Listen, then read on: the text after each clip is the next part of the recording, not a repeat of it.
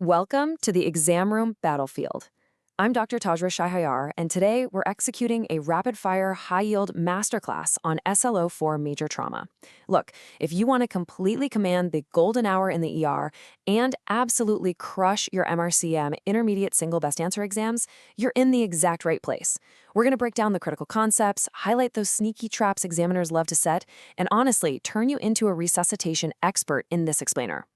All right, so here's our game plan for today. We'll systematically secure the primary survey, decode the logic behind shock and fluids, tackle thoracic and orthopedic emergencies, and then finish the whole shebang with a high-stakes, rapid-fire practice round. Okay, let's jump right into Section 1, the golden hour, ABCDE. The core philosophy here, treat the greatest threat to life first. Now, as the trauma team leader, your mindset in the recess bay and the exam hall has to be strictly sequential. You've got to memorize the CABCDE flowchart because jumping ahead and skipping a step is a guaranteed way to fail your SBA. Look really closely at that little C right at the beginning. Catastrophic hemorrhage comes before airway. I mean it. If you choose the option to intubate a patient before applying a tourniquet or pelvic binder to stop them bleeding out, you've missed the greatest threat to life. Once that massive bleeding is controlled, then you move down the line. Airway with C-spine control, breathing interventions, circulation, and finally, disability and exposure. Moving right along to Section 2, shock, fluids, and traps. We're going to master permissive hypotension and shock classification. Let's tackle what is arguably the most conceptually tested area in trauma. Take a look at this ATLS shock classification table. It's practically a cheat sheet. Focus on the transition from Class 2 to Class 3. Notice how the major shift to blood products happens exactly at Class 3. Why is that? Well, it's because that's the exact moment the blood pressure finally tanks. Patients in Class I and II actually maintain a normal blood pressure, despite losing up to 30% of their blood volume. Wild, right? So think aloud with me for a second. As the emergency doctor running the room, what are your massive hemorrhage protocol numbers? Like, what's the ratio of products you're asking for? And what's your target blood pressure before the surgeons actually fix the bleed? The magic answer is a 1-to-1 ratio of packed red blood cells, fresh frozen plasma, and platelets, targeting a systolic BP of 80 to 90. But watch out for this massive SBA trap revolving around the number 3. Tranexamic acid, or TXA, has to be given within 3 hours of the injury. Giving it at hour 4 actually increases mortality. So if your exam vignette casually mentions the patient is 4 hours post-injury, absolutely do not give them TXA.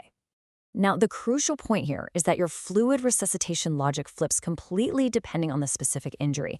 Take burns, for example. Use the Parkland formula, sure, but here's the trap. You give half of that calculated fluid in the first 8 hours starting from the time of injury, not the time they rolled through the hospital doors.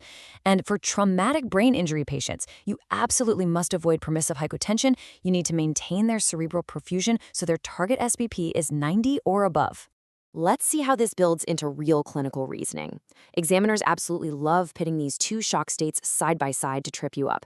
Hemorrhagic shock is going to present with a fast heart rate, low blood pressure, and cold, clammy skin because they're vasoconstricting.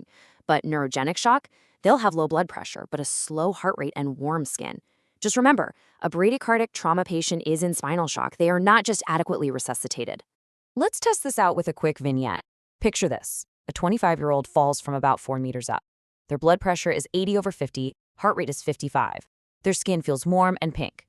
You pump them with fluids, but their blood pressure won't budge. What's happening physiologically to this patient right now?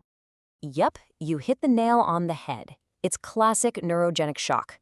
The trauma to their spinal cord caused a massive loss of sympathetic tone, which leads to total vasodilation and that slow heart rate. This is your trademark SBA trap right here. Low heart rate combined with low blood pressure. Okay. Now contrast that with this second scenario. A 40-year-old comes in after a high-speed motor vehicle collision. Blood pressure is 75/40, heart rate is racing at 130, their hands and feet are cold and pale. You do a fast ultrasound scan and it's positive for free fluid. How are we managing this one in the Res's Bay? Right, this is clear-cut hemorrhagic shock, specifically Class 3 or 4. You need to immediately activate the massive hemorrhage protocol with 1-1-1 blood products and stick strictly to permissive hypotension until surgery can patch the leak. Let's transition to Section 3, life-threatening thoracic trauma. We need to identify the fetal 6 on the primary survey. So, jumping right back to the primary survey, a massive hemothorax means a very rapid accumulation of more than 1,500 milliliters of blood in the chest cavity. Guys, that's like a third of the patient's entire blood volume. Your dual priority here is urgent decompression with a large bored chest strain and simultaneous super aggressive volume resuscitation. You simply cannot delay one to do the other. Moving on to Section 4, Ortho and Procedural Sedation. We're looking at limb-threatening conditions and pain control. With orthopedic emergencies, time is literally tissue. Missing a neurovascular check will cost a limb, and missing a drug contraindication will cost you the exam. For extremity compartment syndrome, you rely on the 6 Ps: pain that's totally out of proportion, pressure, paresthesia, paralysis, pallor, and pulselessness. But listen to me on this one. The absolute trap the examiners love is that distal pulses can still be present. Do not let a palpable pulse falsely reassure you if the patient is screaming in pain on passive muscle stretch. And when it comes to pain, it's a stepwise process. Definitely commit this analgesia ladder to memory. For severe pain or procedural sedation, say reducing a dislocated limb, ketamine is your absolute best friend because of its dissociative properties. We're talking 1 to 2 milligrams per kilogram IV for sedation. Oh, and here's a massive pharmacology trap. Never ever give Entonox to a patient with a head injury. All right, Section 5, the timed practice round. Time to synthesize, prioritize, and execute. This is the climax of our explainer.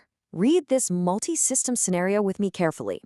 A 32-year-old motorcyclist arrives post-collision. He has decreased air entry on his left side, and his trachea is visibly deviated to the right. Heart rate is cranking at 136, blood pressure is 72/40. Prioritize the immediate life threat for a second. What is the single most appropriate immediate intervention the doctor must do right now? Okay, if your brain went, let's get a chest x-ray, actually scratch that. You just failed the scenario. This is a purely clinical diagnosis of a tension pneumothorax. You have to immediately perform a needle decompression in the second intercostal space, mid-clavicular line on the left side, way before you even think about placing a definitive chest drain.